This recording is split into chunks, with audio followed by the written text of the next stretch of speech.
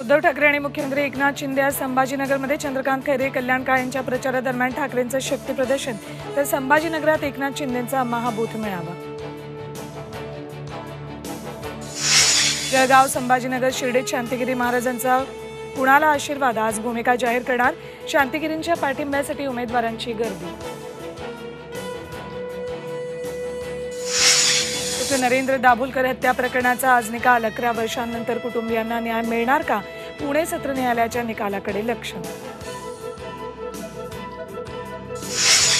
खासदार आणि अभिनेते अमोल कोल्हेंचे अभिनयातून संन्यास घेण्याचे संकेत. झी 24 तासच्या निवडणूक यात्रा कार्यक्रमात दिलेल्या खास मुलाखतीत वक्तव्य.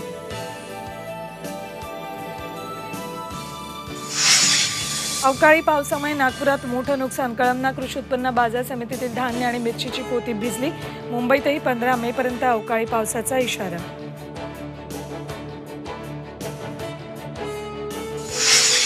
आणि अक्षय तृतीयेनिमित्त पुण्यात दगडूशेठ हलवाई गणपतीला आंब्यांचा नैवेद्य, तर खानदेशात आखाजीचा उत्सव. मुहूर्ताच्या सोनं खरेदीसाठी बाजारात लगबग.